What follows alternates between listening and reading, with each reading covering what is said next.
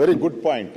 ಈಗ ಕಾರ್ಪೊರೇಷನ್ ಅಲ್ಲಿ ಒಂದು ಕಾರ್ಪೊರೇಷನ್ ಅಲ್ಲಿ ಅವರು ನಾವು ಆಲ್ ಫ್ರೀ ಕೊಡ್ತೀರಿ, ಬಾಡಿಗೆ ನೀವು ಯಾರ್ಯಾರು ಬಾಡಿಗೆ ಇದ್ದೀರೋ ಆ ಬಾಡಿಗೆ ನಾವು ಅರ್ಧ ಕಟ್ಕೊಡ್ತೀರಿ ಅಂತ ಇಟ್ಕೊಳ್ಳಿ ಸುಮ್ಮನೆ.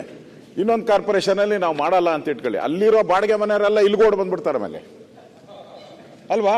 ಹೌದು, ಇಲ್ಲಿ ಎಲ್ಲ ಫ್ರೀ ಸಿಗ್ತೈತಲ್ಲ. ಎಲ್ಲ ಬೇರೆ ರಾಜ್ಯಗಳಿಂದ ಬರಕ್ಕಾಗದೇ ಇರ್ಬೋದು, ಇಲ್ಲಿ ಪಕ್ಕನೇ ಅಲ್ವಾ? ಒಂದು ರೋಡ್ ಎಗರಿದ್ರೆ ಇನ್ನೊಂದು ಕಾನ್ಸ್ಟಿಟ್ಯೂನ್ಸಿ, ಒಂದು ರೋಡ್ ಎಗರಿದ್ರೆ ಇನ್ನೊಂದು ಕಾರ್ಪೊರೇಷನ್. ಅವಾಗ ಈ ಎಲ್ಲ ಇಲ್ಲೋಡ್ ಬಂದ್ಬಿಟ್ರೆ ಕತೆ ಏನು? ಆ ಕಾರ್ಪೊರೇಷನ್ ಕತೆ ಏನು? ಈಗೆಲ್ಲ ಅಲ್ಲ ಅಲ್ಲ ಆಲೋಚನೆ ಮಾಡಿದ್ರೆ ಏನು ಕೂಡ ಆಗ್ಲಿಕ್ಕೆ ಇಲ್ಲ. ಇಂಥದ್ದು ಆಲೋಚನೆ ಯೋಚನೆ ಮಾಡಬೇಕು. ಅದಕ್ಕೆ ಪ್ಲಾನಿಂಗ್ ಕಮಿಷನ್ ಇರೋದು, ಅದಕ್ಕೆ ನಾವೆಲ್ಲ ಕೂತಿರೋರು, ಇಲ್ಲಿ ಕಾನೂನು ಮಾಡೋರು ನಾವೆಲ್ಲ ಅದನ್ನ ಯೋಚನೆ ಮಾಡ್ಲಿ ಅಂತಾನೆ ನಮ್ಮನ್ನ ಇಲ್ಲಿ ಕೂತಿರ್ಸಿರೋದು. ನಾವೇ ದಡ್ರ ತರ ನಾವು ಮಾಡ್ಬಿಟ್ರೆ ಹಿಂಗೆಲ್ಲ ತೊಗಲಕ್ ದರ್ಬಾರ್ ಮಾಡಿದ್ರೆ ಆಮೇಲೆ ಅದೇ ತೊಗಲಕ್ ಯಾವನ್ ಮಾಡ್ದಲ್ಲ, ಡೆಲ್ಲಿಯಿಂದ ಆಗ್ರಾಯಿಂದ ಡೆಲ್ಲಿ, ಆ ಕತೆ ಆಗ್ತೈತೆ ನಮ್ಮ ಕತೆ.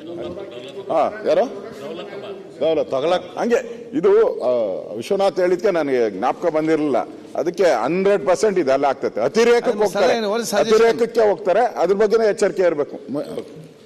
ಈಗ ನಮ್ಮ ವಿಶ್ವನಾಥ್ ವೈಫು ಜಿಲ್ಲಾ ಪಂಚಾಯತಿ ಮೆಂಬರ್ ಅಲ್ವಾ? ನಾನು ಮೆಂಬರ್ ಆಗಿದ್ದೆ. ನೀನು ಮೆಂಬರ್ ಆಗಿ?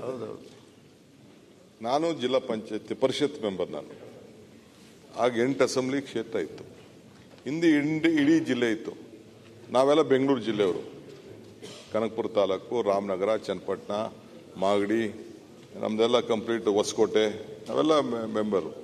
ಸೊ ಅದೇನಾಯ್ತು, ಬೆಂಗಳೂರು ಗ್ರಾಮಾಂತರ ಆಯಿತು. ಇನ್ನೊಂದು ಕಡೆ ಏನಾಯಿತು, ಬೆಂಗಳೂರು ನಗರ ಜಿಲ್ಲೆ ಆಯಿತು. ಇನ್ನೊಂದು ಕಡೆ ಏನಾಯಿತು, ರಾಮನಗರ ಜಿಲ್ಲೆ ಆಯಿತು.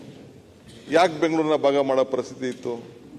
ಇಡ್ಬೋದಾಯ್ತಲ್ಲ. 73rd 74th ಅಮೆಂಡ್ಮೆಂಟು ಆಗೂ ಬಂತು. ನಾವೆಲ್ಲ ಜಿಲ್ಲಾ ಪಂಚಾಯತಿ ಮೆಂಬರ್ಸ್ ಇದ್ದೋ. ಇಡೀ ಬೆಂಗಳೂರು ಜಿಲ್ಲೆನೇ ಒಂದು ಜಿಲ್ಲಾ ಪಂಚಾಯತಿ ನಡೆಸ್ಬೋದಾಯ್ತಲ್ಲ. Why we divided into 4? Bengaluru ನಗರ ಜಿಲ್ಲೆನೂ ಇದೆ, ಇದು ಗ್ರಾಮಾಂತರನೂ ಇದೆ, ರಾಮನಗರನೂ ಇದೆ. ಅದು ಹೆಂಗಾಯ್ತು? ನಾವು because of the administration. It is only government. Bengaluru ಸುತ್ತಲೂ ಈ ಜಿಲ್ಲಾ ಪಂಚಾಯತಿ ಡಿವೈಡ್ ಮಾಡಿರೋ ಸರ್. ಯಾಕಂದ್ರೆ ಬೆಂಗಳೂರು ಕಾರ್ಪೊರೇಷನ್ ಸುತ್ತಲೂ ಇರೋದ್ರಿಂದ ಆಲ್ ಅರೌಂಡ್ ಜಿಲ್ಲಾ ಪಂಚಾಯತಿ ಮಾಡಿದ್ರೆ ಓಡಾಡೋದಕ್ಕೆ ಬೇರೆ ಬೇರೆ ಕಾರಣದಿಂದ ಡಿವೈಡ್ ಮಾಡಿದ್ವಿ. ನಿಮ್ಮ ಕಾಲದಲ್ಲಿ 95ನೇ ಇಸ್ವಿನಲ್ಲಿ ಜಿಲ್ಲಾ ಪರಿಷತ್ ಏನಿತ್ತು ಸಮೃದ್ಧವಾಗಿತ್ತು. ಸ್ಟಾಂಪ್ ಡ್ಯೂಟಿ ಎಲ್ಲ ನಿಮಗೆ ಕೊಡ್ತಾ ಇದ್ರು. ಇವತ್ತು ಜಿಲ್ಲಾ ಪಂಚಾಯತಿ ಮೆಂಬರ್ಗೆ 5 ಲಕ್ಷ ರೂಪಾಯಿ ಬರಲ್ಲ, ವರ್ಷಕ್ಕೂ 5 ಲಕ್ಷ ರೂಪಾಯಿ ಬರೋದಿಲ್ಲ. ಇನ್ನೊಂದು ಸಮಸ್ಯೆ ಏನಾಗ್ಬೋದು ಅಧ್ಯಕ್ಷರೇ, ಈಗ ಗ್ರೇಟರ್ ಬೆಂಗಳೂರು ಮಾಡ್ತಾರೆ, ಅದು ಆ ಗ್ರೇಟರ್ ಬೆಂಗಳೂರು ಕಮಿಟಿಗೆ ಬಿಟ್ಟವ್ರೆ ಯಾವ್ದನ್ನು ಸೇರಿಸಬೇಕು ಯಾವ್ದನ್ನು ಸೇರಿಸಬಾರ್ದು ಅಂತಕ್ಕಂಥದ್ದು ಅವರ ವಿವೇಚನೆಗೆ ಬಿಟ್ಟವ್ರೆ ಅದರಲ್ಲಿ. ಈಗ ಅದರಲ್ಲಿ ಏನು ಅಂತಂದ್ರೆ, ಇಲ್ಲಿನ ಬೆಂಗಳೂರಿನ ಎಲ್ಲ ಮಂತ್ರಿಗಳು, ಉಸ್ತುವಾರಿ ಸಚಿವರು, ಅಧಿಕಾರಿಗಳು ಮತ್ತು ಎಲ್ಲ 28 ಜನ MLAಗಳು, MLCಗಳು ಯಾರು ಅಂತ ಹೇಳಿದ್ರೆ, ಇಲ್ಲಿ ಯಾರು ಗ್ರಾಜ್ಯುಯೇಟು, ಟೀಚರ್ಸು ಮತ್ತೆ ಸ್ಥಳೀಯ ಸಂಸ್ಥೆಗಳಿಂದ ಗೆದ್ದಿರ್ತಾರಲ್ಲ ಅವ್ರನ್ನ ನಾಮಿನೇಟೆಡ್ ಇಲ್ಲ, ನಾಮಿನೇಟೆಡ್ ಬರೋದಿಲ್ಲ ಇದರಲ್ಲಿ. ಅವಲೇ ಡಾಕ್ಟರ್ ಹೇಳಿದ್ರು, ಅದು ಕ್ಲಾರಿಫಿಕೇಶನ್. ಈಗ ಭಾರತ ಸರ್ಕಾರ ಮತ್ತೆ ಡಿಲಿಮಿಟೇಷನ್ ಈಗ ಮಾಡ್ತಾರೆ, ಶುರುವಾಗ್ತದೆ. ಹೌದಣ್ಣ? ಹೌದು. ಅಲ್ಲ, ಈಗ ಭಾರತ ಸರ್ಕಾರ ಡಿಲಿಮಿಟೇಷನ್ ಮಾಡಬೇಕು ಅಂತೇಳಿ ಬಹಳ ದೊಡ್ಡ ಚರ್ಚೆ ನಡೀತಾ ಇದೆ. ಈಗ ನೀವು ಗ್ರೇಟರ್ ಬೆಂಗಳೂರು ಮಾಡ್ಬಿಡ್ತೀರಿ. ಈಗ ಅದರಲ್ಲೇನು ಅಂತಂದ್ರೆ, ಒಂದು MLA ಕ್ಷೇತ್ರವನ್ನ ಇನ್ನೊಂದು ಕಾರ್ಪೊರೇಷನ್ಗೂ ಸೇರಿಸಬಾರ್ದು ಅನ್ನೋದು ನಮ್ಮ ಇರ್ತಕ್ಕಂಥದ್ದು. ನಾಳೆ 40 MLA ಆಗ್ತದೆ, ಒಂದು 5-6 ಲೋಕಸಭಾ ಆಗ್ತವೆ, ಡೆಫಿನೆಟ್ ಆಗಿ ಆಗ್ತವೆ, ಜಾಸ್ತಿ ಆಗ್ತದೆ. ನೀವು ಗ್ರೇಟರ್ ಬೆಂಗಳೂರು ಮಾಡಿದ್ಮೇಲೆ ಮತ್ತೆ ನೆಕ್ಸ್ಟ್ ತಿರ್ಗಾ ಹೆಂಗ್ ಗ್ರೇಟರ್ ಬೆಂಗಳೂರು ತಿರ್ಗಾ ಡಿವೈಡ್ ಮಾಡ್ತೀರಿ? ಒಂದೇ ವರ್ಷಕ್ಕೆ ಇಲ್ಲ 4 ವರ್ಷಕ್ಕೆ ಹೆಂಗ್ ಮಾಡೋಕ್ಕಾಗ್ತದೆ?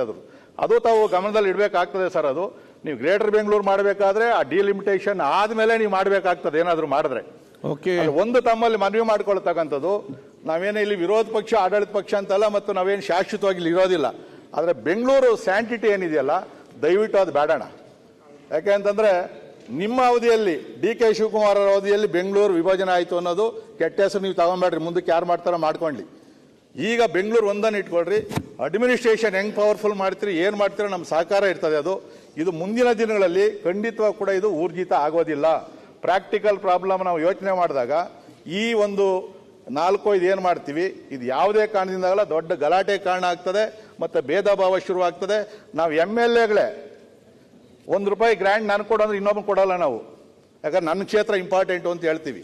ಒಬ್ಬ ಲೋಕಸಭಾ ಸದಸ್ಯನು ಕೂಡ ನೀವು ಗ್ರ್ಯಾಂಟ್ ಕೇಳ್ತಾರೆ, ಯಾಕಂದ್ರೆ ಅವ್ರು ಗ್ರ್ಯಾಂಟ್ ಕೊಡಲ್ಲ. ಆದ್ರೂ ಕೂಡ ಜನ ಕೇಳೋದು ನೀನು ಏನು ಗ್ರ್ಯಾಂಟ್ ತಂದೆ ಅಂತೇಳಿ. ನಾಳೆ ಆ ಕಾರ್ಪೊರೇಷನ್ ಏನು ಮಾಡ್ತೀವಿ, ಅಲ್ಲಿನ ಮೇಯರ್ಗೆ ಕಾರ್ಪೊರೇಟರ್ಗಳಿಗೆ ಇಟ್ಕೊಂತಾರೆ ಪಕ್ಷಾತೀತವಾಗಿ. ಏನಪ್ಪ ಎಷ್ಟು ಗ್ರ್ಯಾಂಟ್ ತಗೊಂಬಂದೆ ನೀನು? ಇಲ್ಲ ಸರ್ಕಾರದಿಂದ ಏನು ಕೊಡ್ತೀರಿ? ಕೊಡಲ್ಲ.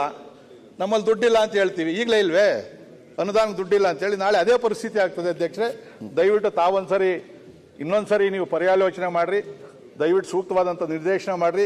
ಇದು ಯಾವುದೋ ಆಡಳಿತ ಪಕ್ಷ ಹೇಳ್ತು Okay. ಮೆಜಾರಿಟಿ ಐತೆ ಮಾಡ್ತೀವಿ ಅನ್ನೋ ಪ್ರಶ್ನೆ ಅಲ್ಲ ಇದು ಇಡೀ ಬೆಂಗಳೂರಿನ ಪ್ರಶ್ನೆ ಆಗಿದ್ರಿಂದ Seniority ಬಗ್ಗೆ. ದಯವಿಟ್ಟು ಇದಕ್ಕೆ ಬೆಂಗಳೂರನ್ನು ಒಡೆಯದೆ ಅಡ್ಮಿನಿಸ್ಟ್ರೇಷನ್ ಬಲ ಮಾಡೋದಕ್ಕೆ ನಮ್ಮ ಬೆಂಬಲ ಇದೆ. ಸತೀಶ್ ರೆಡ್ಡಿ.